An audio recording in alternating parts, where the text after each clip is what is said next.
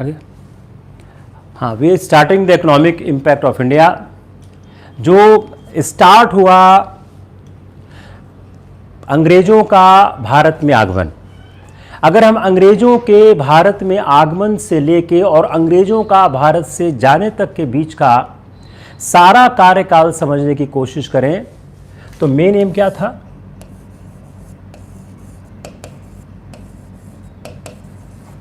Profit.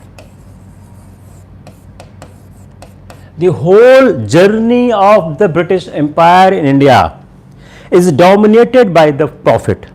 अगर हम इनको 1600 से लेकर देखें, जो सबसे बड़ा 1600 में जो एक ट्रेडिंग कॉरपोरेशन आता है, ईस्ट इंडिया कंपनी था क्या? It was a trading corporation. It was a trading corporation. When East India Company came into the India, it was mainly a trading corporation. लेकिन इन्होंने जिनका मेन ऑब्जेक्ट था to increase companies profit,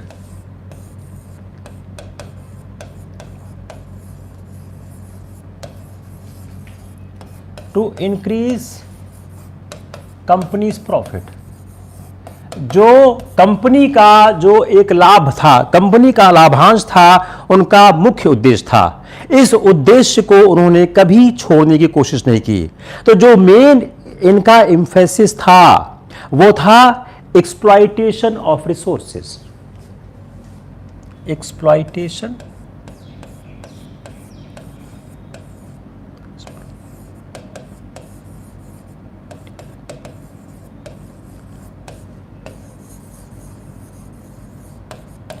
exploitation of resources was the main M of the company जब वो India में आए, और उसी को देखकर उन्होंने स्ट्रक्चर बनाना शुरू किया।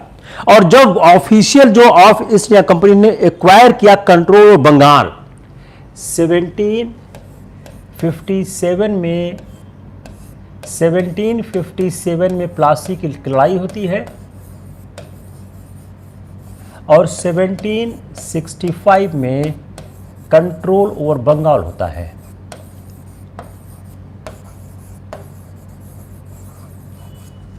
सेवनटीन 1765 में वह बंगाल पे कंट्रोल करते हैं।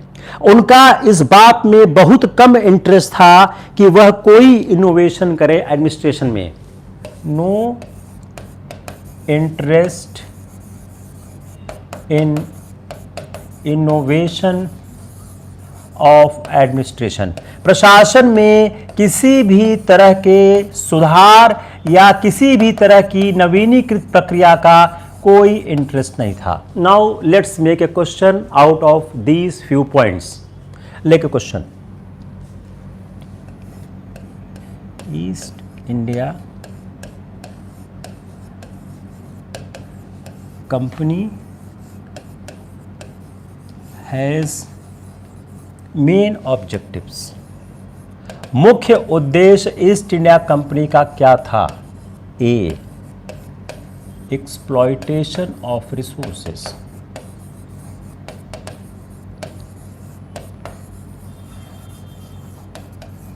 B, control over administration, control over administration,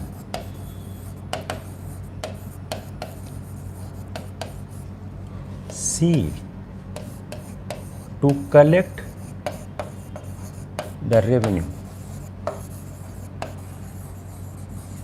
D, to trade with India।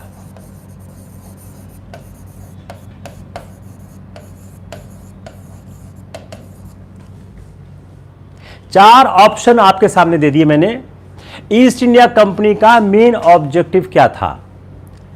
Exploitation of resources, संसाधनों का दोहन, कंट्रोल ओवर एडमिनिस्ट्रेशन, प्रशासन के ऊपर नियंत्रण, टू कलेक्ट द रेवेन्यू, राजस्व को इकट्ठा करना, to trade with India, India के साथ व्यापार करना। अब देखिए, इस सवाल के आंसर के लिए आपको इस पार्ट को भी समझना पड़ेगा। अगर इस पार्ट को आप समझने में फेल हो गए तो आंसर गलत हो जाएगा। जो मैंने अभी एक छोटा सा कुछ मिनट का लेक्चर लिया है, 4-5 मिनट का, उसी लेक्चर से यह सवाल बनाया है। मैंने कोई ऐसा तथ्य का इस्तेमाल नहीं किया है जो आपके नॉलेज में नहीं था। I have supplied the all fact to you. आप उन तथ्यों को ध्यान में रखकर ही आंसर करो। Yes yes, start doing answer, start. देखिए, हम ये आपको प्रीलिम्स के सवाल कैसे बनते हैं ये बताने की कोशिश कर रहे हैं। जो हम ये अगले 2-3 महीने आपको पढ़ा रहे हैं, आपका प्रीलिम्स में सक्सेस एश्योर हो जाए, इसकी कोशिश कर रहे हैं। आपने काफी कुछ पढ़ा भी होगा और पढ़ भी रहे होंगे, लेकिन उन पढ़ी हुई चीजों को कैसे सवाल के साथ लेके चलें, it is our intention. Just give the answer, give the answer. Answer बताइए।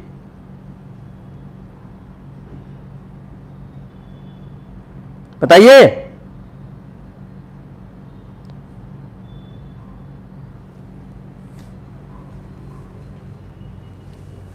C, collect the revenue. Narsingh Tripathi C D. Avinash Pandey answer एक ही देना है, आंसर एक ही देना है। अब देखिए, अविनाश पांडे का तो कोई आंसर आता ही नहीं है। मैंने साफ साफ लिखा है कि उनका कोई इंटरेस्ट नहीं था एडमिनिस्ट्रेशन में। अभी मैंने बोला है they have no interest in innovation administration, उसके बाद भी अविनाश पांडे लिख दे रहे हैं ऑल ऑफ देम। ए, अभी जो मैंने लाइन इस्तेमाल की उसी में आंसर है। Avinash, you try to improve yourself. I'm always saying you are tend to give the wrong answer. मैंने अभी साफ साफ कहा कि एडमिनिस्ट्रेशन से इनका कोई ताल्लुकात नहीं था, और आप लिख रहे हो कि एडमिनिस्ट्रेशन से ताल्लुकात था। देखिए, आप लोग सवाल पढ़ो, क्या लिखा है मेन। आपके इस पूरे सवाल का जो कंट्रोलिंग वर्ड है वो मेन है। जो शायद एकता ने लिखा है collect the revenue, collect the revenue main कैसे हो सकता है।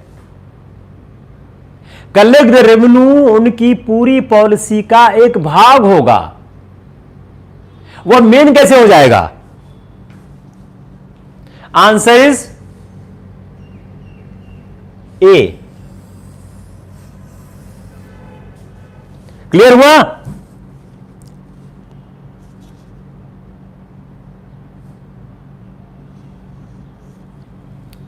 It's clear not clear. Clear हुआ या नहीं हुआ। 1765 में बंगाल पे कंट्रोल करते हैं। 1765 से 1772 तक ड्यूअल गवर्नमेंट होती है। 1772 में ड्यूअल गवर्नमेंट खत्म होती है। ड्यूअल गवर्नमेंट का मतलब क्या हो गया कि जो रेवेन्यू का काम था वो कंपनी के हाथ में था और एडमिनिस्ट्रेशन का काम नवाब के हाथ में था। तो 1772 में उन्होंने ड्यूअल गवर्नमेंट को खत्म कर दिया और बंगाल का एडमिनिस्ट्रेशन डायरेक्ट ले लिया।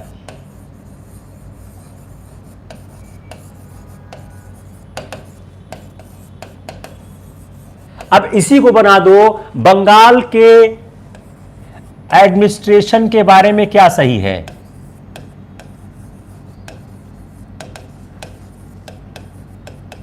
बारे में क्या सही है। A B C D all of above.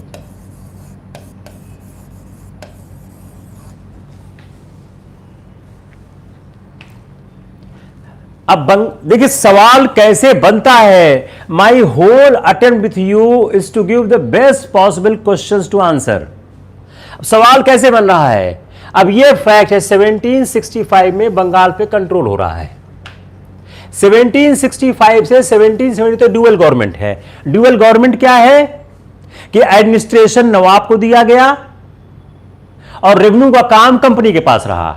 1772 में ड्यूअल गवर्नमेंट को एंड कर दिया गया और बंगाल का एडमिन डायरेक्ट ले लिया गया। D all of above. बताओ, एनी प्रॉब्लम?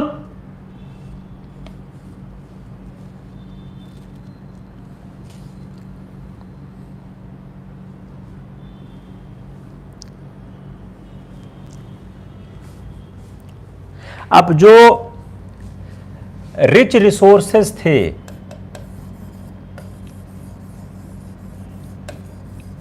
ऑफ बंगाल,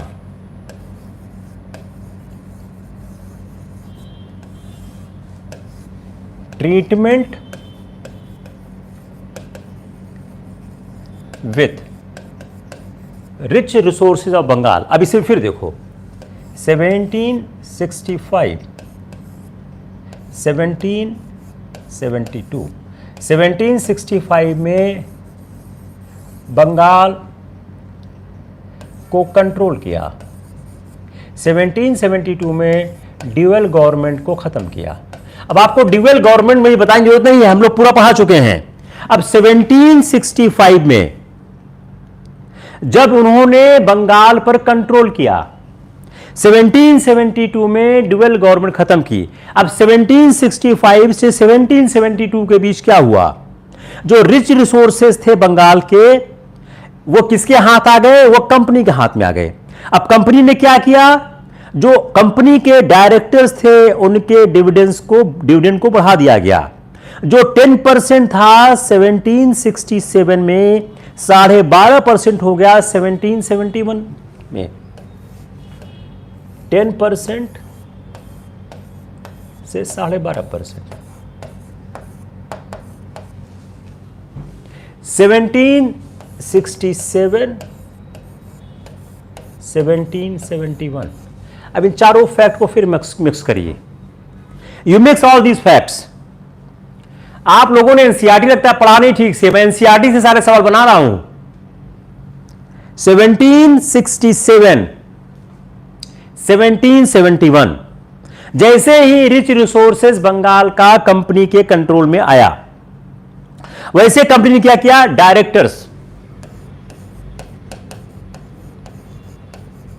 वैसे ही कंपनी ने डायरेक्टर्स का जो डिविडेंड है, देखिए जानना जरूरी क्यों है कि जब भी आप आंसर करेंगे संपदा का दोहन, exploitation of the Indian resources, यह आपको लिखना ही पड़ेगा, चाहे मेंस हो, इंटरव्यू हो, प्रीलिम्स हो। तो जो रिच रिसोर्सेज बंगाल के थे वह कंपनी के हाथ में आ गए। कंपनी ने अपने डायरेक्टर्स का जो डिविडेंड था बढ़ा दिया 10% 1767 में और 12.5% 1771 में। उससे क्या हो गया? जो क्या हो गया कि जो कंपनी के जो इंग्लिश सर्वेंट थे उन्होंने अपने भविष्य को बनाना शुरू कर दिया। Illegal and unequal trade, illegal and unequal trade.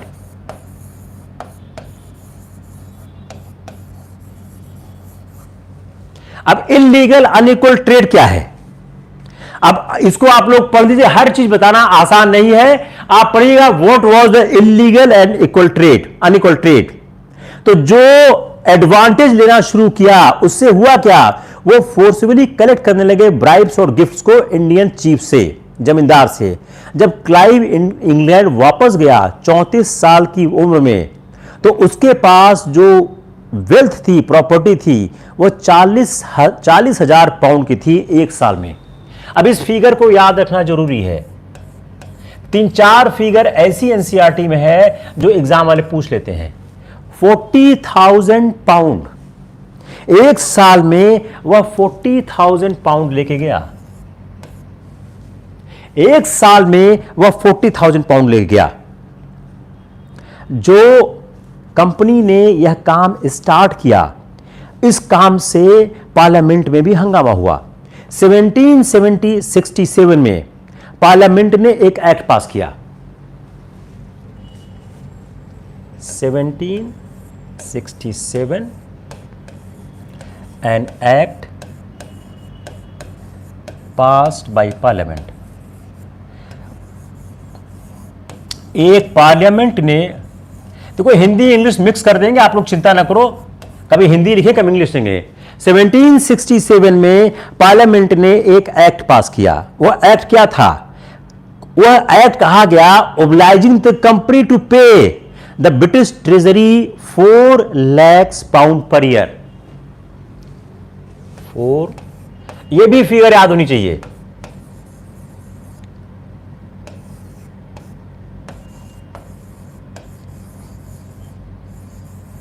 क्या बोला कि जो ईस्ट इंडिया कंपनी है, जो ईस्ट इंडिया कंपनी है, वह हर साल देश को, ब्रिटिश ट्रेजरी को 4 लाख प्रति साल प्रति वर्ष पे करे। और जो कई पॉलिटिकल थिंकर्स थे और स्टेटमेंट्स थे कि ब्रिटेन में, वह चाहते थे कि वह कंट्रोल हो कंपनी की एक्टिविटीज पे। और वह इसलिए चाहते थे कि उनको लगता था कि पावरफुल कंपनी और रिच ऑफिशियल्स जो हैं वह यहां की राजनीति पर कब्जा कर सकते हैं। अब एक सवाल और आ गया, क्यों कंपनी पर लगाम अंग्रेज प्रभुत्व वाले लोग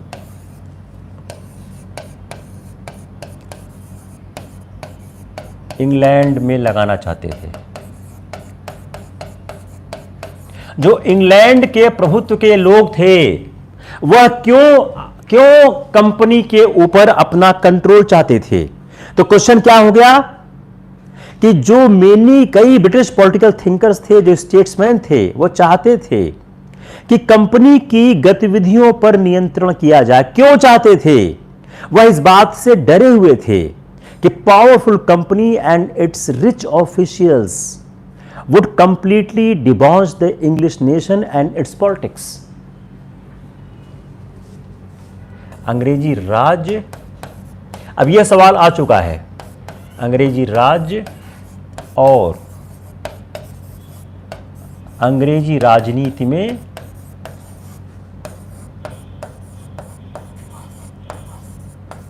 पर कब्जा कर लेंगे। अब क्या हो गया? ये हो गया क्वेश्चन, ये क्या हो गया? ये हो गया आंसर। ये क्वेश्चन बनाया, ये आंसर है। अब इसके साथ आप 3 चीज और ऐड कर दीजिए। क्यों कंपनी पर लगाम अंग्रेज प्रमुख लगाना चाहते थे? उनको क्या डर था कि जो अंग्रेजी राज और अंग्रेजी राजनीति पर कब्जा कर लेगा, कौन? कंपनी कर लेगी।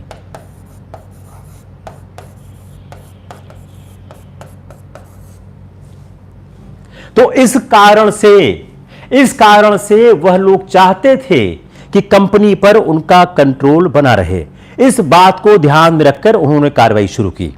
जो उस समय कानून बनाए जा रहे थे, उन कानूनों को बनाने का एक लक्ष्य क्या था कि किस तरह से कंपनी के ऊपर अंग्रेजी प्रभुत्व बनता रहे। जो पहला इंपॉर्टेंट पार्लियामेंट्री एक्ट आया, वह आया रेगुलेटिंग एक्ट 1773।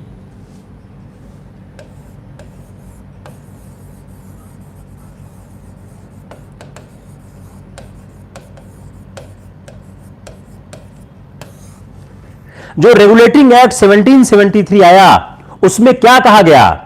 जो एक्ट है उसने चेंज किया in the constitution of the court of directors. जो कंपनी के कोर्ट ऑफ डायरेक्टर्स का कॉन्स्टिट्यूशन था, उसको चेंज किया और कंपनी को सबके जो एक्शन को सब्जेक्ट किया supervision of the British government. Company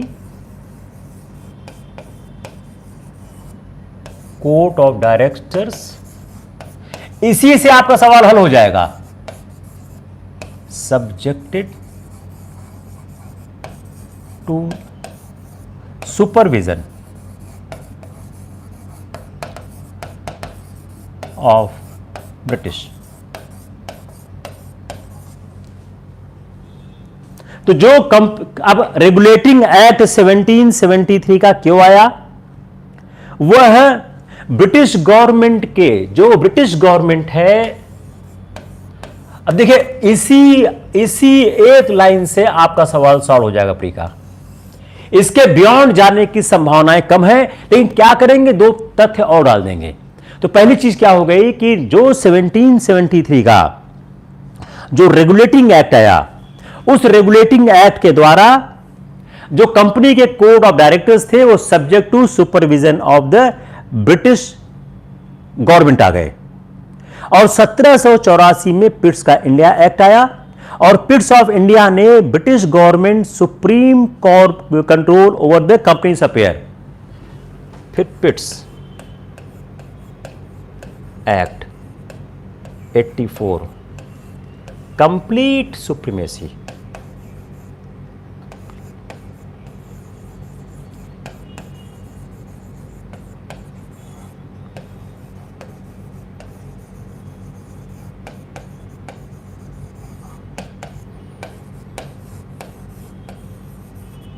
अब आप दोनों कंपेयर करो, you compare both, compare the Pitt's of India act and regulating act,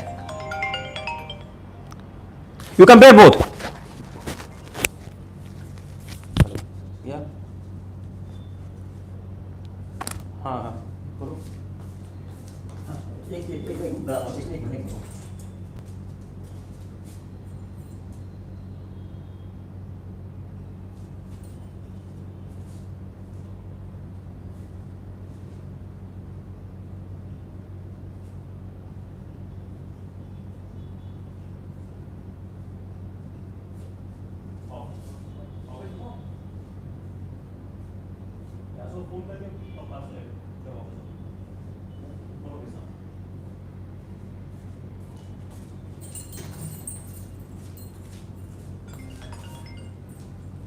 बात करके आदित्य नाम पड़ेगा उसको।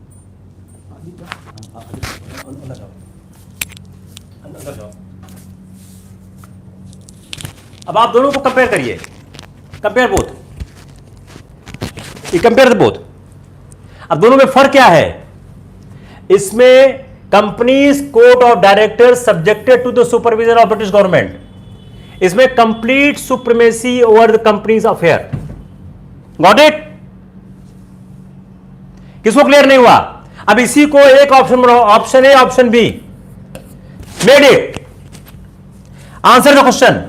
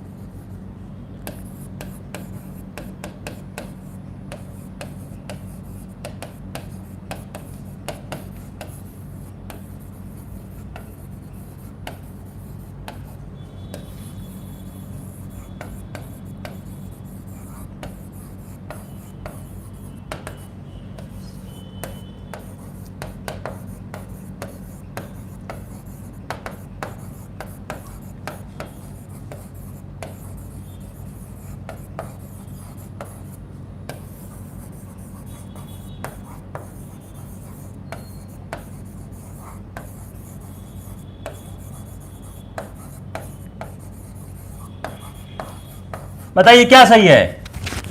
Tell me fast.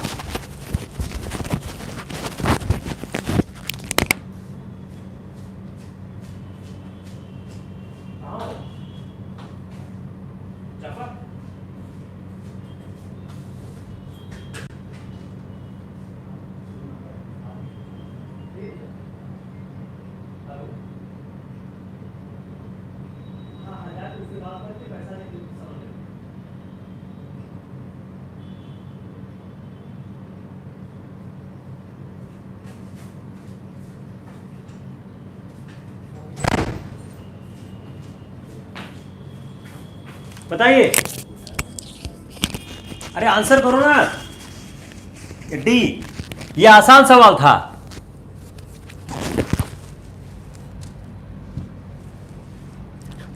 अब क्या हुआ कि पिट्स ऑफ इंडिया एक्ट और रेगुलेटिंग एक्ट को इस तरह बनाया गया कि कंपनी के ऊपर कंप्लीट कंट्रोल ब्रिटिश का आ जाए। और जो यह एक्ट था, यह पास किया गया और इससे क्या हो गया, दिस एक्ट के पास करने से जो गवर्नमेंट ऑफ इंडिया है वह in the hands of governor general and council of three, governor general and council of three. आप लोग इस दोनों एक्ट को पढ़ लीजिएगा, हम सीधा आपको नेक्स्ट पॉइंट लेकर चलते। देखिए अब क्या हो गया, जो पिट्स एक्ट इंडिया एक्ट था उसने एक जनरल फ्रेमवर्क दिया by which the government of India was carried till 1857। Next सवाल, पिट्स ऑफ इंडिया एक्ट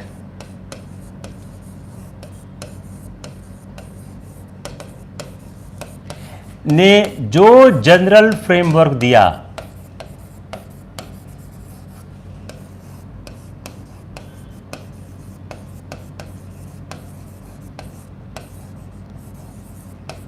उस पर 1857 तक सरकार चली। अब फिर सवाल पूरी का हो गया, हुआ नहीं हुआ कि किस एक्ट के जनरल फ्रेमवर्क पर सरकार 1857 तक चलती रही। अब जब यह स्थिति आ गई कि ईस्ट इंडिया कंपनी की ताकत बढ़ने लग गई, तो जो चार्टर एक्ट 1813 का था, चार्टर एक्ट 1813, जो चार्टर एक्ट 1813 का था, इसने ट्रेड मोनोपोली कंपनी की इंडिया में थी उसको खत्म कर दिया। By the charter act of 1813 the trade monopoly company in India was ended और trade with India was thrown open to all British subject. यहां से स्टार्ट हो गया आपका इकोनॉमिक एक्सप्लॉयटेशन। चार्टर 1813 से जो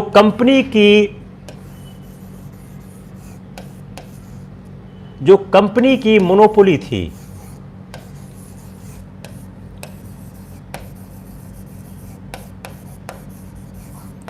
वह समाप्त हो गई।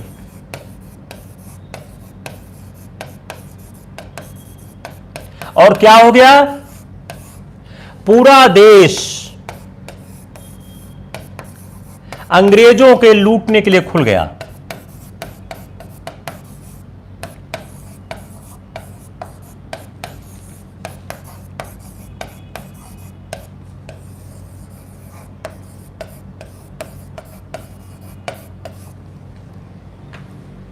एटीन 1813 एक ऐसा चार्टर आता है कि इस चार्टर के द्वारा जो ट्रेड मोनोपोली थी कंपनी की इन इंडिया खत्म हो गई और इंडिया को खोल दिया गया सारे ब्रिटिश सब्जेक्ट के लिए। लेकिन अपवाद था, trade with T and trade with China. Trade with T and trade with China, यह दोनों अभी भी किसके पास थे, कंपनी के पास। ये दोनों अभी भी कंपनी के पास थे। ये कब खत्म हुए, 1833 में। ये बड़ा ये पेट सवाल है यूपीएससी का, इस पे से सवाल पूछना। तो 1830, लेकिन ट्रेड विथ टी और चाइना था वो एक्सक्लूसिवली कंपनी के पास था। और गवर्नमेंट और उसके जो रेवेन्यूज थे इंडिया में, that continue to be the hands of company. लेकिन जो रेवेन्यू थे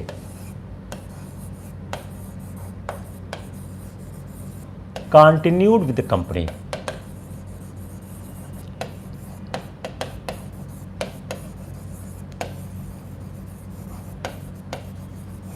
रेवेन्यू जो था वह कंपनी के साथ कंटिन्यू चल रहा। आप देखिए सारे फैक्ट देखिए, मैं अभी सवाल फ्रेम करूंगा इसमें। जो रेवेन्यू था वह कंपनी के पास अभी भी कंटिन्यू था। और जो चार्टर एक्ट 1833 था उसने कंपनी की मोनोपोली जो है जो ट्रेड के साथ है और चाइना के साथ खत्म कर दी गई। सबसे इंपॉर्टेंट क्या हुआ, इसी समय जब 1833 में कंपनी की पूरी monopoly including the trade with China और टी के साथ खत्म की गई, तो बड़ा इंपॉर्टेंट पार्ट क्या हुआ कि जो कंपनी का ऋण था वह गवर्नमेंट ऑफ इंडिया ने ले लिया। Debt of company taken by India.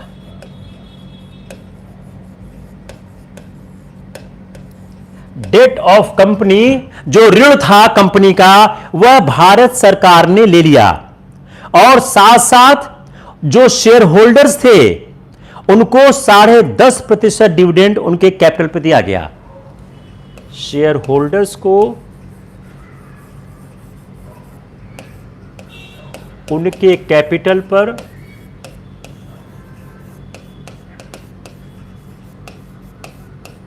10.5% dividend दिया गया।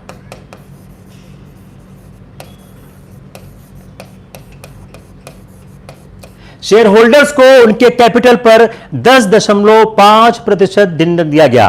और जो गवर्नमेंट ऑफ इंडिया है, continue to be run by the company, strict control of the board. अब देखिए फैक्ट, देखिए एक फैक्ट,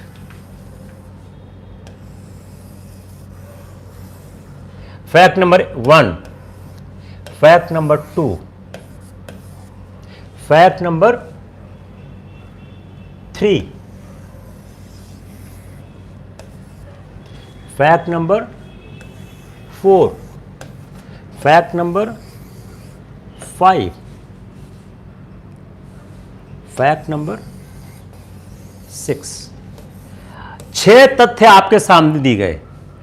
अब आप इन 6 तथ्यों के सहायता से सवाल बनाइए। इन 6 तथ्यों में से आप 4 तथ्य डाल दीजिए। इन 6 तथ्यों में से 6 फैक्ट्स में से 4 फैक्ट डाल दीजिए। क्या होगा? सवाल कठिन हो गया। अब आप किसी भी 4 तथ्य को डाल दीजिए। You add any 4 facts out of this, the question will be very very difficult. सबसे कठिन क्या होगा? ये वाला होगा, द टफेस्ट क्वेश्चन। कंफ्यूजिंग कौन सा होगा?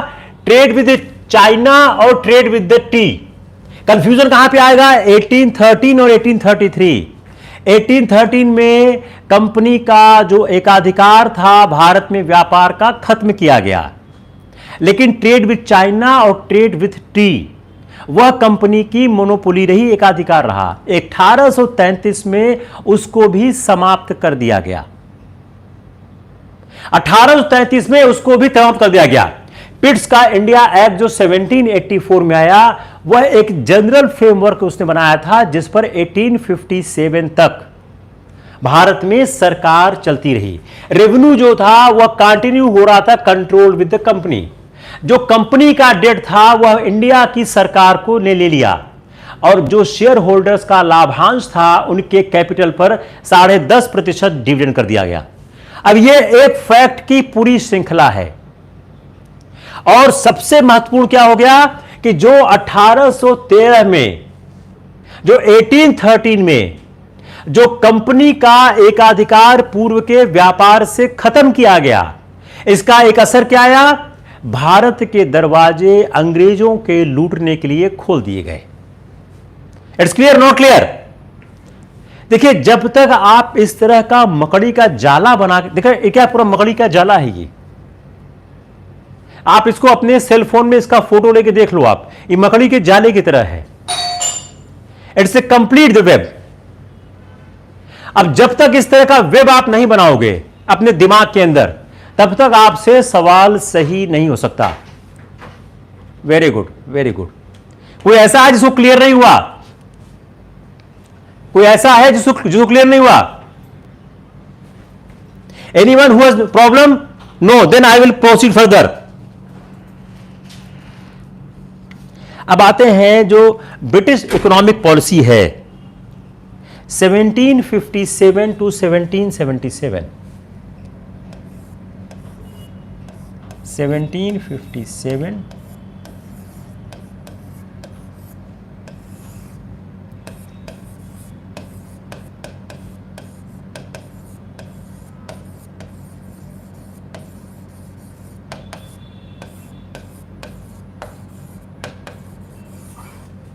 जो ब्रिटिश की आर्थिक नीति है 1757 से 1857।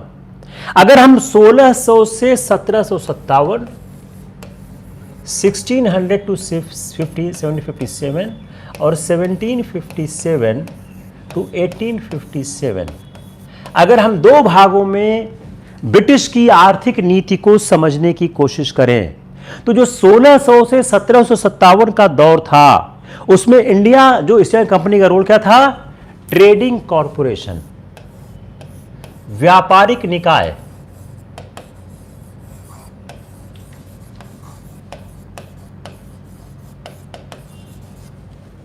(1600 to 1757 तक जो ईस्ट इंडिया कंपनी का कार्य था वह ट्रेडिंग कॉरपोरेशन का था। वह करती क्या थी?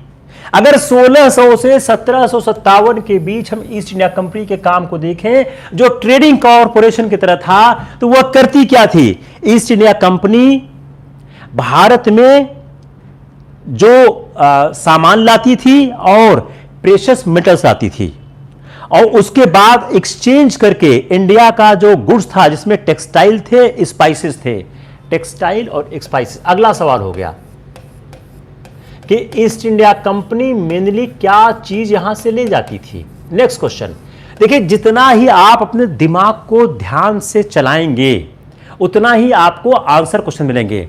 1600 to 1757 ईस्ट इंडिया कंपनी एक ट्रेडिंग कॉरपोरेशन थी। ट्रेडिंग कॉरपोरेशन का काम क्या था? वह बाहर से प्रेशियस मेटल्स लाती थी, गुड्स लाती थी और इंडिया से टेक्सटाइल और स्पाइसेस लाती थी। यह ट्रेड क्या था? यह एक अनुकूल व्यापार था। हमने आपको पढ़ाया था ना ट्रेड डिफिसिट की अनुकूल व्यापार, प्रतिकूल व्यापार। यह एक अनुकूल व्यापार था।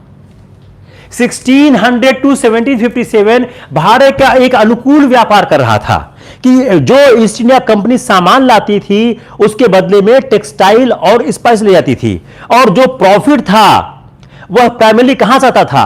Sale of Indian goods. तो सेल ऑफ इंडियन गुड्स से, सेल ऑफ इंडियन गुड्स से वह प्रॉफिट कमाती थी। तो कंपनी का प्रॉफिट कैसे होता था? सेल ऑफ इंडियन गुड्स से कंपनी का प्रॉफिट हुआ करता था और उसके कारण क्या हुआ?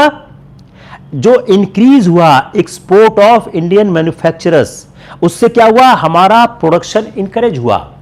1600 to 1757, 1600 to 1757 प्रोडक्शन इंकरेज हुआ। क्यों हुआ? हमारे चीजों की मांग विदेशों के बाजार में बढ़ रही थी। तो 1600 से 1757 के बीच जो गतिविधियां हुई उसने इंक्रीज किया एक्सपोर्ट को, हमारा एक्सपोर्ट इंक्रीज हुआ। सिंपल सा अर्थव्यवस्था का कॉन्सेप्ट है कि अगर जैसे चाइना की इकोनॉमी बड़ी स्ट्रांग क्यों है? चाइना एक एक्सपोर्ट ओरिएंटेड इकोनॉमी है। जो भी इकोनॉमी एक्सपोर्ट को ओरिएंटेड से होगी वहां मैन्युफैक्चरिंग हब बनेंगे ही बनेंगे और इकोनॉमी ग्रो करेगी। तो 1600 से 1757 तक हमारा एक्सपोर्ट इंक्रीज हो रहा था और इसको इंक्रीज होने के कारण हमारा जो मैन्युफैक्चरिंग सेक्टर है वह बढ़ रहा था। यह रीजन था। अब एक सवाल क्या आया? Why Indian rulers tolerated east India company. भाई हम लोग इतनी ईस्ट इंडिया कंपनी के खिलाफ बोल रहे हैं तो भाई इंडियन रूलर से टॉलरेट क्यों किया? दिस इज द रीजन कि जो बिगिनिंग में हमारा जो एक्सपोर्ट इंक्रीज हो रहा था, प्रोडक्शन इंकरेज हो रहा था, उसके कारण इंडियन रूलर्स ने टॉलरेट ही नहीं किया, उनको इंकरेज किया कि जो इस्टेब्लिश किया जाए फैक्ट्रीज को इंडिया में।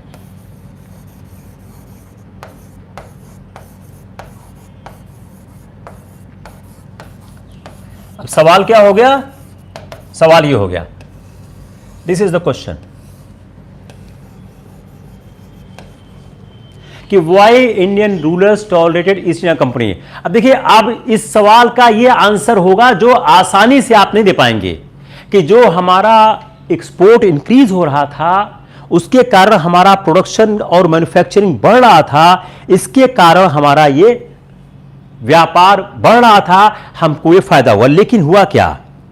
जो ब्रिटिश मैन्युफैक्चरर थे वह इंडियन टेक्सटाइल की पॉपुलैरिटी से नाराज थे।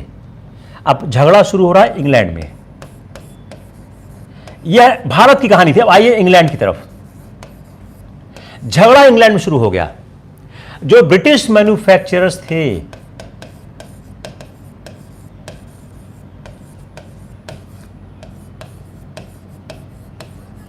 वो जेलस होने लगे, जलनशील होने लगे, ईर्ष्या होने लग गई। किससे होने लग गई? जो लोग सामान वहां से लाते थे, तो एक जेलसी स्टार्ट हो गई उन लोगों से, ब्रिटिश मैन्युफैक्चरर की, कि जो इंडियन गुड्स का पॉपुलैरिटी हो रही थी। 1720 में एक एक्ट पास कर दिया गया, एक लॉ पास कर दिया गया। क्या कहा गया? उसमें कहा गया फॉरबिडिंग द वियर और यूज ऑफ प्रिंटेड और डाइड कॉटन क्लोथ। 1720 आपको याद करना ही पड़ेगा। 1720 लॉ फॉरबिडिंग, ये सब सवाल आ चुके हैं आपके एग्जाम में। Forbidding to wear printed clothes, ये क्यों किया गया? प्रिंटेड क्लोथ्स इंडिया के ही हुआ करते थे। 1720 में एक कानून पास कर दिया गया। वह कानून क्या था? यह कानून पास किया गया कि प्रिंटेड और डाइड जो क्लोथ हैं वह आप नहीं पहन सकते हैं। और 1760 में एक लेडी को 200 पाउंड का फाइन लगा दिया गया एक इंपोर्टेड हैंड कर्चीफ रखने के लिए। 1760 200 पाउंड, ये भी याद रखिए। 1760 लेडी प्रिंटेड हैंकी मतलब प्रिंटेड रुमाल 200 पाउंड। ये चारों चीज मिक्स करेंगे। 1760 में एक लेडी को 200 पाउंड का दंड देना पड़ा, चूंकि उसके पास एक इंपोर्टेड हैंकी थी। हैवी ड्यूटीज लगाई गई import of plain clothes, heavy duties लगाई गई on import of plain clothes. जो एक प्लेन कपड़े होते हैं उस पर हैवी ड्यूटी लगा दी गई। क्यों लगाई गई? ताकि उनका इंपोर्ट उस देश में न हो पावे। जितने यूरोपियन कंट्रीज थे एक्सेप्ट हॉलैंड, उन्होंने इंडियन क्लोथ के इंपोर्ट पर रोक लगाई और हैवी ड्यूटी लगाई। अब हॉलैंड याद करना जरूरी है। हॉलैंड एक्सेप्शन था, एक्सेप्ट हॉलैंड। सारे यूरोपियंस ने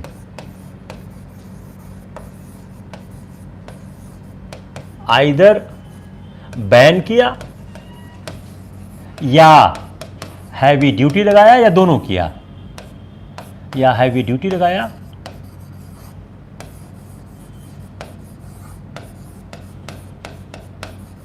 या दोनों किया। अब देखिए जो सवाल बनेगा उसमें हॉलैंड जरूर लिखेंगे। क्यों? क्योंकि हॉलैंड एक एक्सेप्शन था। हॉलैंड के अलावा बाकी सब लोगों ने काम किया, लेकिन इस तरह के कानूनों के पास कर देने के बावजूद भी जो इंडियन सिल्क और कॉटन टेक्सटाइल था उसका फॉरेन मार्केट बना रहा till middle of 18th century.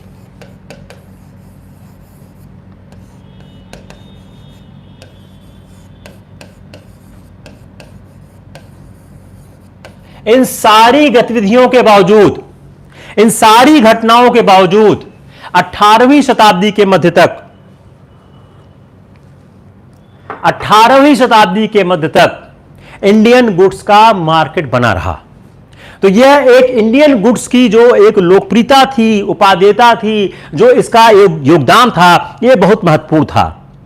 और जो इंग्लिश टेक्सटाइल थे, जब 18th सेंचुरी में जब इंग्लिश टेक्सटाइल इंडस्ट्री जब डेवलप करना शुरू की on the basis of advance technology, now the technology is entering technology. अब यहां पर इंडियन कमजोर पड़ रहा शुरू हो रहा है। जब एडवांस टेक्नोलॉजी आ गई उस समय इंडिया की हालत कमजोर होना शुरू होती है। तो in 18th century, mid of 18th century जो एडवांस टेक्नोलॉजी आती है, उसके बाद उनके उत्पाद बढ़ने शुरू होते हैं। बैटल ऑफ प्लासी एक बहुत महत्वपूर्ण बिंदु है। यह है 1600 to 1757। Now I am traveling 1757 to 1857। 1757 to 1857। 1757 to 1857 बड़ा इंपॉर्टेंट क्या है कि जो बैटल ऑफ प्लासी है, बैटल ऑफ प्लासी ने सारे के सारे नियम कानून चेंज कर दिए। वह नियम कानून क्या चेंज किए कि बैटल ऑफ प्लासी के बाद जो बंगाल का रेवेन्यू हुआ वो यूटिलाइज होने लगा फाइनेंस करने के लिए एक्सपोर्ट ऑफ इंडियन गुड्स। सबसे important point, Bengal revenue utilize export of Indian goods. अब देखिए ये कैसे संबंध बन रहा है। पहले क्या होता था प्लासी के युद्ध के पहले कि वो बाहर से पैसा लाना पड़ता था।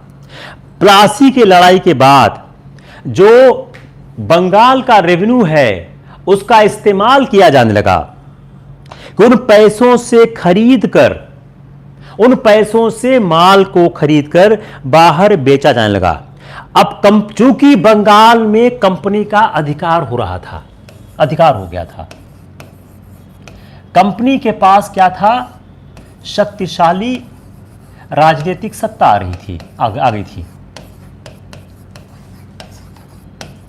तो कंपनी ने अपनी यह शक्तिशाली राजनीतिक सत्ता का प्रयोग करके राजनीतिक रूप से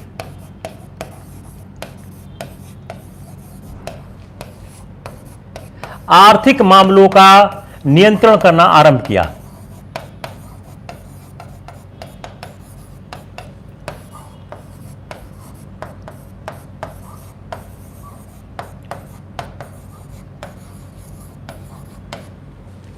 तो जब सत्ता आ गई तो उस शक्तिशाली सत्ता का इस्तेमाल करके उन्होंने पॉलिटिकल पावर से टर्म्स डिक्टेट करने लग गए और जो बंगाल के वीवर्स थे उनको फोर्स किया गया अपने प्रोडक्ट्स को चीपर दाम पर बेचने के लिए।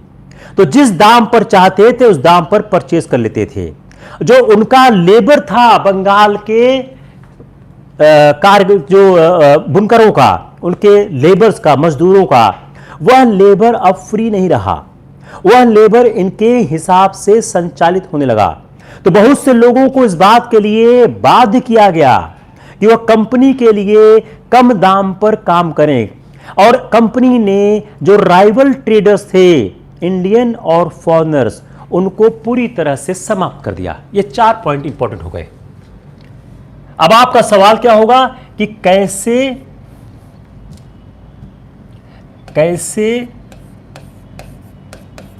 कंपनी का व्यापारिक एकाधिकार बना। ए 18 क्या, अच्छा ओके, 18वीं शताब्दी के मध्य मशीनों का आविष्कार।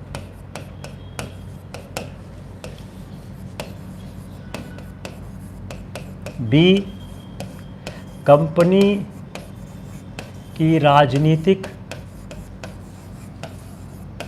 सत्ता का दुरुपयोग। सी केवल ए, डी, ए और बी। बताइए, टेल मी।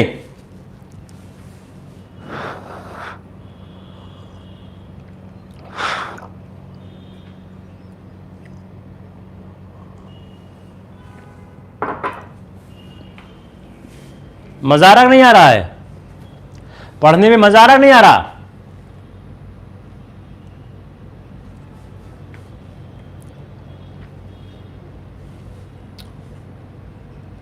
लेक्चर एंजॉय कर रहे हो नहीं कर रहे हो?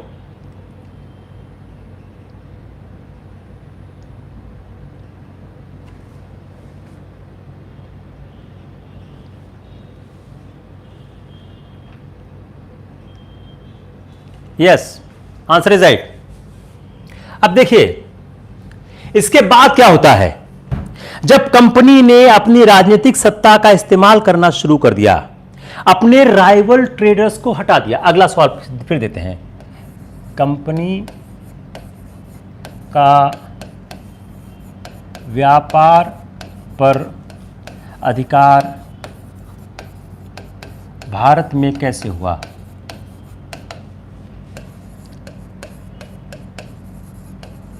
ए,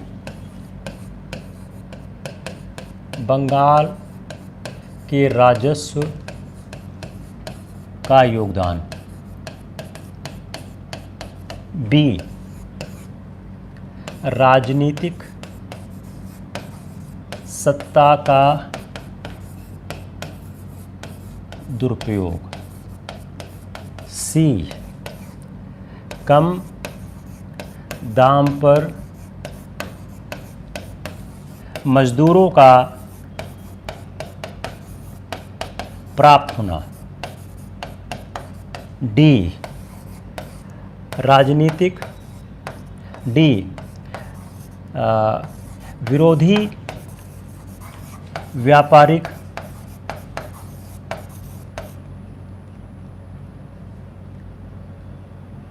पार्टियों को समाप्त करके। बताइए, बताएं।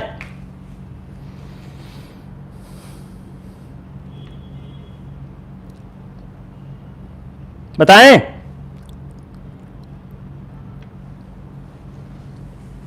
देखिए इसमें चारों सही है। अब यह सवाल का कैसे फ्रेमिंग होता है, बंगाल के राजस्व का योगदान, यस। राजनीतिक सत्ता का दुरुपयोग, यस। कम दाम पर मजदूरों का प्राप्त होना, यस। विरोधी व्यापारिक पार्टियों को समाप्त करके। अब चार में से एक चूज करना है तो क्या चूज करेंगे? ये तो हो गया अगर आपके पास सुविधा है चारों आंसर को चूज करना। अगर चार में से एक चूज करना है तो क्या चूज करेंगे? उत्तर चारों सही है। आपको कई बार क्या होता है यूपीएससी में, आपको एक से ज्यादा उत्तर सही लगते हैं। अगर आपको एक से ज्यादा उत्तर सही लग रहे हैं तो आप कैसे करेंगे? Hemashri, Kunwar Singh, Jaya, Poonam, Arpita, Narsingh, I happy you have got it. I am coming on the next point. अगर आपके पास यह बाध्यता आ जाए चार में से एक चूज करना है, क्योंकि अक्सर आप देखते हैं कि यूपीएससी ऐसा कर देती है कि एक ही आंसर में, उसमें एक ही सवाल में दो आंसर सही होते हैं। इसमें चारों सही हैं तो आपको चारों सही मतलब क्या है, एक आंसर में कई आंसर शामिल हैं, तो आपको एक चूज करना। What you are choosing?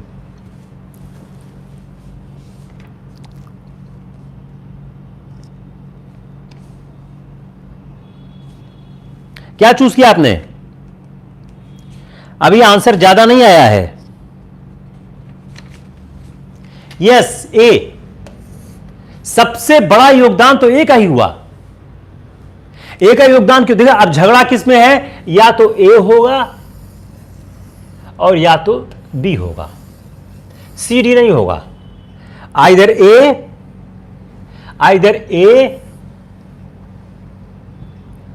ए और बी, सी और डी नहीं होगा उसमें। अब ए और बी में से एक चूज करना होगा, तो आप क्या चूज करोगे? ए, क्योंकि बंगाल के राजस्व ने सारी चीजों को पूरी तरह से चेंज कर दिया। अब जब यह हालात हुए तो इंडियन जो वीवर्स थे उनके साथ नुकसान क्या हुआ? इंडियन वीवर्स के साथ नुकसान यह हुआ, बायर सेलर,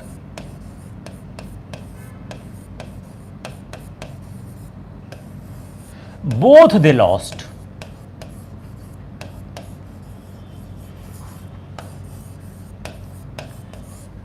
इंडियन वीवर्स ने अपना बायर भी लूज किया, अपना सेलर भी लूज किया। तो इंडियन वीवर्स का नुकसान क्या हुआ? उनका नुकसान दोनों तरह से हुआ। वह अपने बायर को भी लूज कर गए और सेलर को भी लूज कर गए। और जो इंडियन टेक्सटाइल था उस पर एक हैवी ड्यूटी लग गई। जब वह इंग्लैंड में इंटर करता था उस पर हैवी ड्यूटी लगती थी।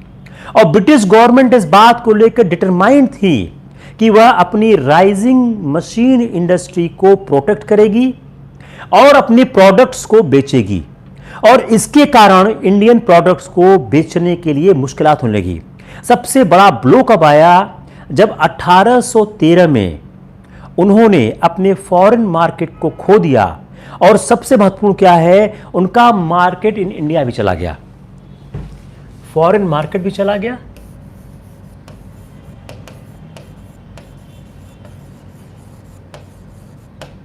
और इंडियन मार्केट चला गया।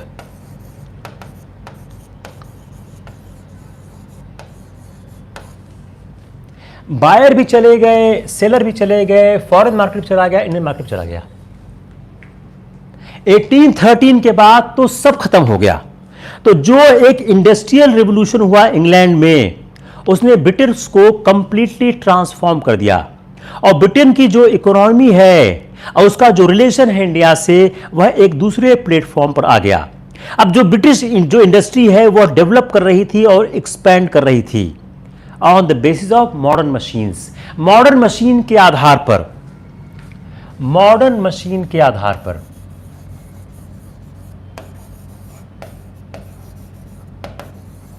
जो ब्रिटिश इंडस्ट्री थी वह डेवलप कर रही थी और विकसित कर रही थी। तो मॉडर्न मशीन के आधार पर जब वो डेवलप कर रही थी और विकसित कर रही थी, और वह जो उनका एक्सपोर्ट था, जो उनका एक्सपोर्ट मार्केट था, वो इनेबल कर रहा था उनकी इंडस्ट्री को एक्सपेंड करने के लिए। और जैसे वो लेटेस्ट टेक्निक का इस्तेमाल कर रहे थे अपने प्रोडक्शन के लिए, Africa, West Indies, Latin America, Canada, Australia, China और इंडिया उसको एक्सपोर्ट की अपॉर्चुनिटी दे रहे थे। दूसरी बात, there was sufficient capital accumulated in the country for the investment. First क्या हो गया? फर्स्ट हो गया मार्केट, फर्स्ट हो गया मशीन, सेकंड हो गया मार्केट, थर्ड हो गया कैपिटल।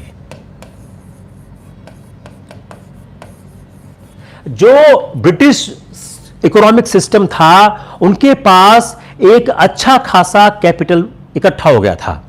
अब उस कैपिटल को इन्वेस्टमेंट के लिए जगह चाहिए थी, वह उनको प्राप्त हो रहा था। Rapid increase in population,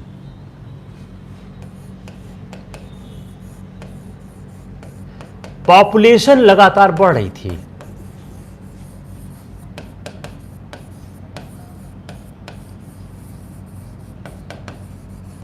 rapid increase in population, अगर आप देखें तो उस दरमियान रैपिड इंक्रीज इन पॉपुलेशन हो रहा था। और उससे क्या हो रहा था? जब पॉपुलेशन बढ़ रही थी, डिमांड ग्रो कर रही थी। जब जनसंख्या बढ़ेगी तो डिमांड बढ़ेगी ना, कपड़े की, खाने की, हर चीज बढ़ेगी। तो जो रैपिड पॉपुलेशन हो रहा था उसके कारण क्या हो रहा था? वहां पर डिमांड ग्रो कर रही थी। और इस जो पॉपुलेशन ऑफ ब्रिटेन है वह बहुत ज्यादा इंक्रीज की आफ्टर 1740 और 1780 तक डबल हो गई। 1740 के बाद बहुत तेज बढ़ी और 1780 में डबल हो गई।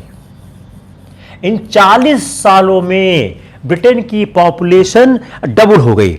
तो ब्रिटेन की पॉपुलेशन बढ़ने से क्या हो गया? उनके द्वारा उत्पादित सामान के लिए देश में भी बाजार मिलने लग गया।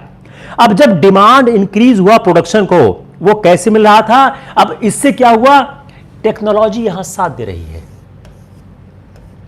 जब आपका रैपिड इंक्रीज पॉपुलेशन का हुआ, उससे क्या हो गया? आपको ज्यादा चीजों की आवश्यकता है। उसके लिए क्या हो गया? टेक्नोलॉजी हेल्प कर रही थी। और ब्रिटेन की जो राइजिंग इंडस्ट्री थी could base itself on the inventions. उस समय जो हैवी ग्रीव्स था, वॉट थे, क्रॉम्पटन थे, कार्टराइट थे, उनके द्वारा जो इन्वेंशन हो रहे थे उससे इनके लिए उत्पादन के अच्छे अवसर आ रहे थे। ब्रिटेन अर्बनाइज हो रहा था। चौथा हो गया। पांचवा, अर्बनाइज, नगरीकरण हो रहा था। ब्रिटेन का एक नगरीकरण हो रहा था। तो ब्रिटेन उस समय अर्बनाइज हो रहा था, ब्रिटेन का एक नगरीकरण हो रहा था। 1750 में ब्रिटेन के पास केवल 2 शहर थे जहां पर 50,000 से ज्यादा लोग थे। 1750 2 cities, 50,000 plus people।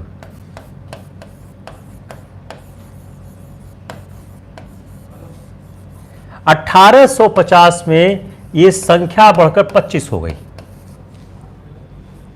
1850 में यह संख्या बढ़कर 25 हो गई, यह संख्या बढ़कर 29 हो गई। तो जो अर्बनाइजेशन हुआ उससे बहुत ज्यादा डिमांड होने लगी, और जो entire new class of society हुआ, जो एक इंडस्ट्रियल रिवोल्यूशन के टाइम में पैदा हुआ, इसकी डिमांड अलग होने लगी। अब जो आवर्स ऑफ वर्क थे जो फैक्ट्रीज में, माइंस में, वह इनटॉलरेबल लॉन्ग थे। यह 14 से 16 घंटे प्रतिदिन जाया करते थे, और वेजेस बहुत कम थे।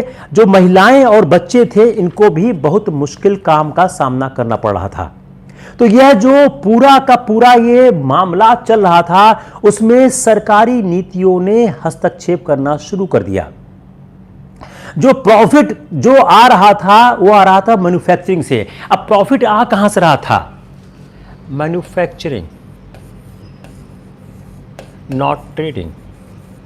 बेसिक प्रॉफिट कहां से आ रहा था? यह आ रहा था मैन्युफैक्चरिंग से, बेसिक प्रॉफिट ट्रेडिंग से नहीं आ रहा था। तो जब प्रॉफिट आ रहा था मैन्युफैक्चरिंग से, तो उस मैन्युफैक्चरिंग के प्रॉफिट के आने के बाद उन्होंने 1793 से फोर्स किया कंपनी को to grant the use of 3000 tons of its shipping every year to their goods.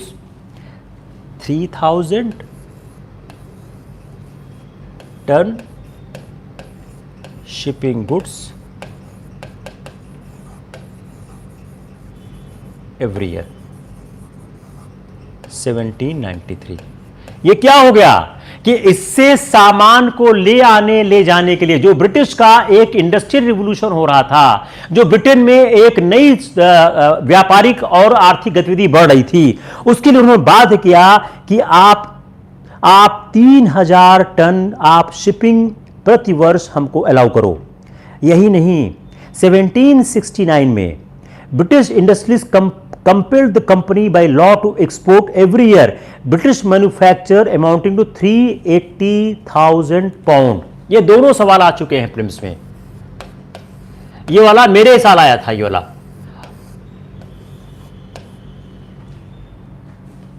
380,000। और जो ऑप्शन क्या क्या था? 380,000, 280,000, 180,000,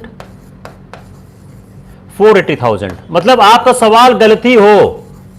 it came in my year 1993 कि सवाल था कि जो उन्होंने जो 1769 में ब्रिटिश इंडस्ट्रीज से कंपेल किया company by law to export every year British manufacture amounting to, फिर उन्होंने छोड़ दिया, ये 4 दिया। तो आंसर क्या था? 380,000 पाउंड। तो दो महत्वपूर्ण चीज हुई। 1769 की घटना है ये, और वो घटना है 1793 की।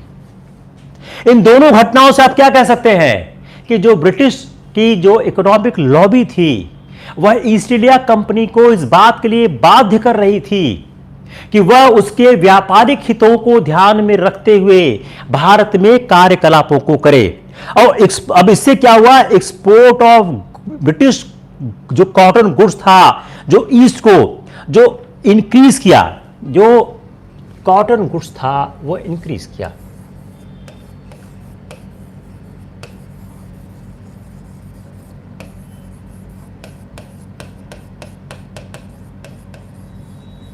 अब देखिए, अब जो ब्रिटिश पॉलिसी थी, ब्रिटिश पॉलिसी अब अपना काम करना शुरू कर चुकी है। वह इंक्रीज किया। जो 1794 में था 156, 1794, 156, 1813,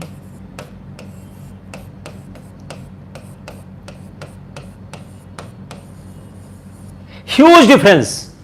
यू सी कि जो 1794 में ब्रिटिश कॉटन गुड्स था, ब्रिटिश कॉटन गुड्स जो था, जो एक्सपोर्ट हुआ था इंडिया को, वह ये भी दोनों फिगर आप याद करिए, वह 156 पाउंड था 1794 में।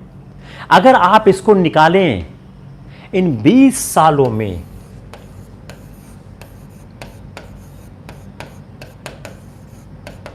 $700 गुना ज्यादा बढ़ा। इतना बड़ा प्रगति व्यापार के सिद्धांतों में बहुत कम देखने को मिलती है। तो 700 गुना ज्यादा बढ़ गया। 1793 से 1813 के बीच उन्होंने एक पावरफुल कैंपेन लॉन्च किया अगेंस्ट कंपनी, और उसके कारण क्या हो गया, 1813 में मोनोपोली खत्म हो गई। 1793 टू 1813। अब अगला सवाल क्या हो गया कि 1813 में इनकी मोनोपोली कैसे खत्म हो गई। एक कैंपेन लॉन्च किया। देखिए ये सवाल फिर गलत हो जाएगा, क्योंकि ये सवाल आसानी से नहीं आ गया दिमाग में। एक कैंपेन लॉन्च किया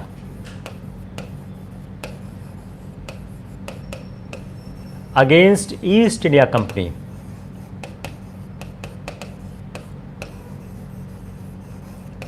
और उस कैंपेन के लॉन्च करने का क्या हुआ कि 1813 में व्यापारिक एकाधिकार कंपनी का खत्म हो गया।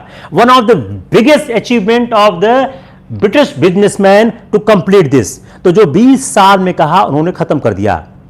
अब उसका एक फर्क क्या आया, जो एग्रीकल्चरल इंडिया था उसको इंग्लैंड की कॉलोनी बना दिया गया। जो कृषि भारत था, भारत को इंग्लैंड का औद्योगिक उपनिवेश बना दिया गया।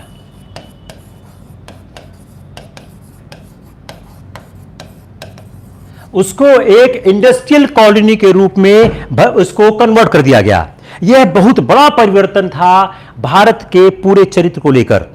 और जो गवर्नमेंट ऑफ इंडिया थी, नाउ उससे क्या किया, फॉलो किया पॉलिसी ऑफ फ्री ट्रेड और unrestricted entry into the British goods. अब आ गया free trade.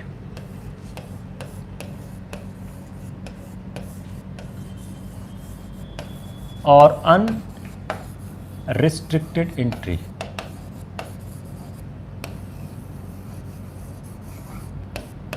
Of British goods.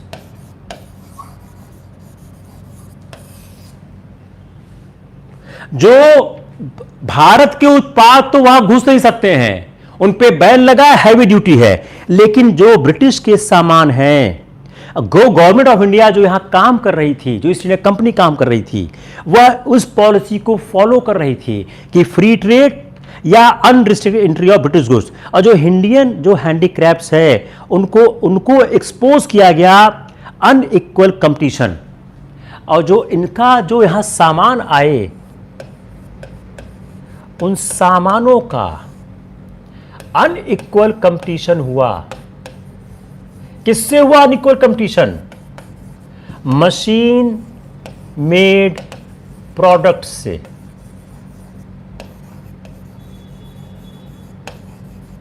इनका अनइक्वल कंपटीशन हुआ मशीन मेड प्रोडक्ट से। और ये बहुत सामान्य सी बात है कि मशीन मेड प्रोडक्ट से संघर्ष करना आसान नहीं होता है। तो गवर्नमेंट ऑफ इंडिया ने भी कोशिश किया to increase the number of purchases for British goods by following a policy of fresh conquest and direct occupation of the protected states. अब वो क्या करने लग गए, वह नए नए राज्यों को जीतने लग गए। नए नए राज्यों में उन्होंने अवध को जीता, और उन इस राज्यों को जीतने के बाद वहां पर अपना कब्जा करना शुरू किया। और मेनी ब्रिटिश ऑफिशियल्स जो थे, पॉलिटिकल लीडर्स थे, बिजनेसमैन थे, वह इस बात की वकालत कर रहे थे reduction in land revenue so that Indian peasants might be in the better position to buy foreign manufacturers. फिर सवाल गलत होगा। जब वह जीत रहे थे तो उनका क्या कहना था? लैंड रेवेन्यू कम करो।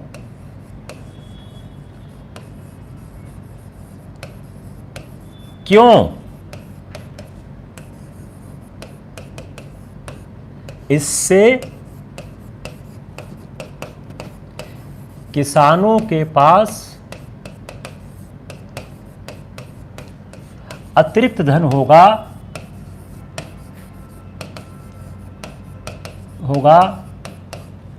ब्रिटिश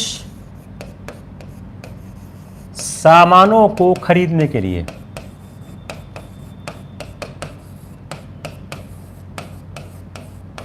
अब देखिए, यह सवाल आपसे गलत हो जाएगा, क्योंकि यह कभी दिमाग में नहीं आएगा कि वो लोग, अगर आप नहीं पढ़ेंगे आपके दिमाग में नहीं आएगा कि यार ये भी एक लॉजिक हो सकता है लैंड रेवेन्यू को कम करने का।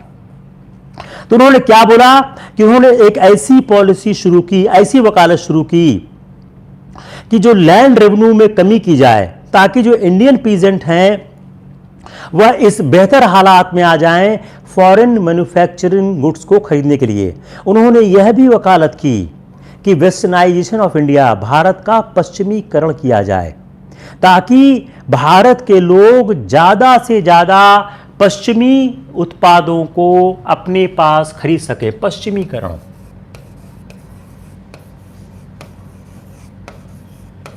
अब देखिए, एक ऑप्शन में ऑप्शन ए ये डाल दीजिए, ऑप्शन बी ये डाल दीजिए। लैंड रेवेन्यू कम क्यों किया गया, या इसको करिए कैसे अंग्रेजी सामानों की बिक्री को बढ़ाने का प्रयास किया गया।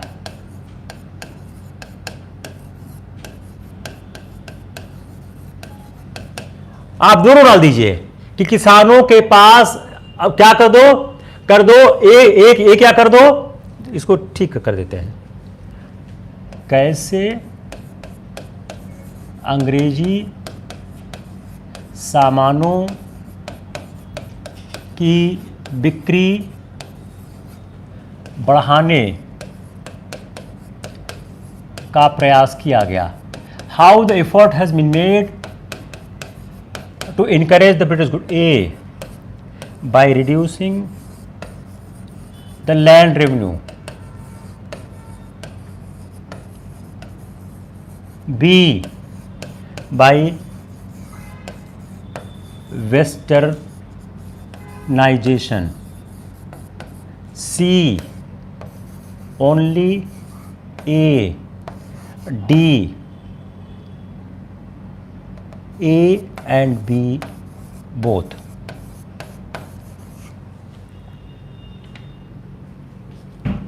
Got it? अब तो आंसर कर लोगे ना?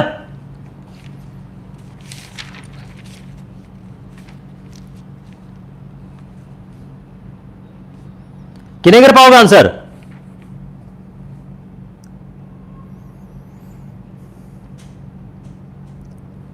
अब जो इंपोर्ट था ब्रिटिश का कॉटन गुड्स का, यह अकेला इंक्रीज किया।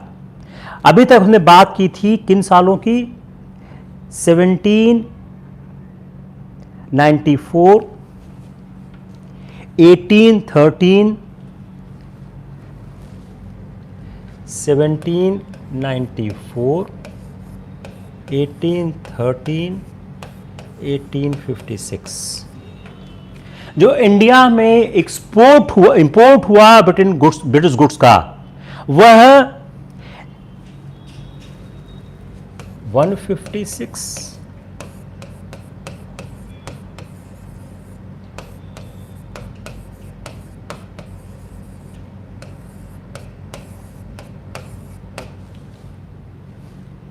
सेवनटीन 1794 में जो उन्होंने मात्र 156 पाउंड का इंपोर्ट इंडिया ने किया था या एक्सपोर्ट इंग्लैंड ने किया था। 1813 में वह 1,10,000 पाउंड होता है और 1856 में 6,30,000 पाउंड होता है।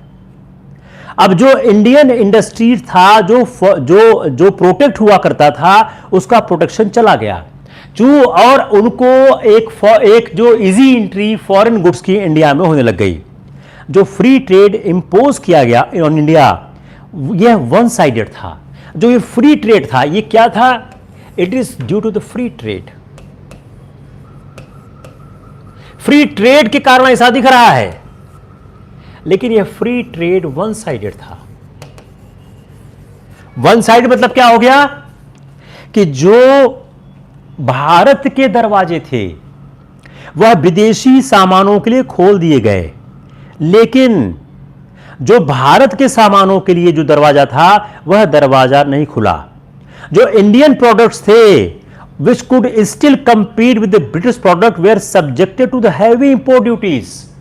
जो भारत के प्रोडक्ट थे, जो अभी भी ब्रिटिश के प्रोडक्ट से संघर्ष कर सकते थे, उनको हैवी इंपोर्ट ड्यूटीज के साथ संघर्ष करना पड़ा। अगर आप देखें तो 1824 में ड्यूटी थी 67.5% ऑन इंडियन कैलिकोज। तो जो इंडिया 16.5% एक बहुत हैवी ड्यूटी होती है। तो जो Bharat instead of exporting manufacturers, India क्या हो गई?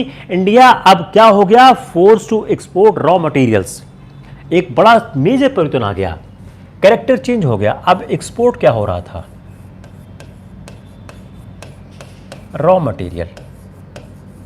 जो पहले इंडिया एक्सपोर्ट करता था finish goods, now India has started exporting the raw material.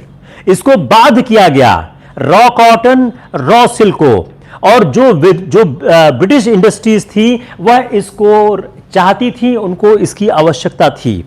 Plantation products जिसमें आते थे इंडिगो और टी और फूड ग्रेन्स, जो वहां पे शॉर्ट सप्लाई में थे, उसकी आवश्यकता पड़ने लग गई और उसको इंग्लैंड में भेजा जाने लग गया। I think enough for the day. If I will take the more classes, I think you will not able to get it because the lecture are very intense and it takes the time to digest. तो ये जो lecture है आप लोगों ने निश्चित रूप से इसको ग्रैस्प कर लिया होगा। बंद हो गया क्या? अच्छा, तो जो आप लोगों को अगर कोई दिक्कत है, कोई समस्या है, जरूर आप लोग बताइए। देखिए, यह जो पूरा सिस्टम चल रहा है, हम प्रीलिम्स के सवालों को शामिल कर रहे हैं अपने सारे के सारे सिस्टम में। तो आप लोग जितने मैंने सवाल प्रीलिम्स के बनाए थे, सारे सवालों को डाल दिया है। जिस तरह के सवाल बनाए जा रहे हैं वैसे ही सवाल आप लिए होंगे। And for your kind information, आज के लेक्चर में एक भी सवाल ऐसा नहीं है जो एनसीईआरटी के बाहर मैंने बनाया है। एनसीईआरटी के बाहर का सवाल मैं कल बनाऊंगा और बहुत मुझे सरप्राइजिंग लग रहा है, आप लोग एनसीईआरटी मेरे इतने रिक्वेस्ट करने के बाद आप लोग पढ़ के नहीं आए। अगर पढ़ के आते तो इतने सवाल गलत। मैंने एक भी सवाल एनसीईआरटी के बाहर नहीं बनाया है, not a single question. It was my policy for the day कि आज मैं आपको एनसीईआरटी से ही सवाल बनाता हूं। एनसीईआरटी में जो भारत का आर्थिक इतिहास, जो ब्रिटिश शासन का आर्थिक प्रभाव है, बहुत अच्छा लिखा भी गया है। कल हम एनसीईआरटी के बाहर ट्रेवल करने की कोशिश करेंगे, क्योंकि एनसीईआरटी से काम नहीं होता है। आप लोग आज फिर एनसीईआरटी पढ़ने की कोशिश करिए। एनसीईआरटी के 5-6 पेज से ही आज मैंने काफ़ी कुछ किया है, ज़्यादा मैंने किया नहीं है, लेकिन उसी को मैंने कई बार पढ़ा। मैंने उसी एनसीईआरटी के चैप्टर को मैंने 3-4, जितनी बार मैंने आपको पढ़ने के लिए बोला उतनी बार मैंने भी पढ़ा और मैंने उसको समझने की कोशिश की, कैसे क्वेश्चन फ्रेम हो सकते हैं, कैसे क्वेश्चन टिल्ट हो सकते हैं, कैसे कैसे इंपॉर्टेंट एस्पेक्ट आ सकते हैं। जितने मैंने चैप्टर बनाए हैं, आज पढ़ाया है, कम से कम मेरे ख्याल से 50 सवाल थे। जो मैंने काउंट किया था आपके लेक्चर के आने के पहले, 50 के आसपास सवाल थे। अविनाश पांडे, आपके सवाल सही नहीं हो रहे हैं। I am कॉशनिंग you before time, you work more hard. I am always seeing आपका सवाल बिल्कुल सही नहीं होता है। You work on this. आपको जो मिस्टेक करनी है आप यहां करो, एग्जामिनेशन हॉल में मत करो। Tomorrow I will again see to you. मुझे नहीं लगता है कि 4 लेक्चर में ये हो पाएगा। Initially, I thought in the 4 lectures I will complete the economic impact of the British Empire, but I have the apprehension that it will not complete. Let's see after 4 lecture where I am reaching, because I have not yet touched the some of the finest literature or the articles which I read, जिसमें से मैंने करीब 15 सवाल बनाए जो बहुत अच्छे articles जो हैं सब साची भट्टाचार्य के हैं, बिपिन चंद्रा के हैं, सुमित सरकार के हैं। मैंने उन कुछ आर्टिकल्स को पढ़ा है जिसमें economic impact of British empire को बहुत ज़्यादा संजीदा से समझाया गया है, तो उसमें से भी सवाल बनाने की कोशिश करेंगे। अविनाश पांडे, आपका कंफ्यूजन हमेशा होता है, मैं आपको फिर बोल रहा हूं, कोशिश करो और ध्यान देने के लिए। You try very hard. जो लोग आंसर करते हो मैं उन्हीं का जान पाता हूं, जो आंसर नहीं करता उस बारे मुझे पता नहीं चल पाता है। तो आप लोग ज्यादा से ज्यादा लोग आंसर करो ताकि मैं करेक्शन कर सकूं। जो अविनाश ने आंसर किया मैं करेक्शन कर पा रहा हूं, लेकिन मेजॉरिटी आंसर नहीं करो, गलत आप लोग भी करोगे। तो आप आंसर करोगे तो I will able to correct it. जो लड़के लड़कियां 99 2000 के बॉर्न हैं वो भी फास्ट आंसर करना शुरू करें। हर आदमी को एग्जाम देना ही देना है। तो it's enough for the day. Take care, good night.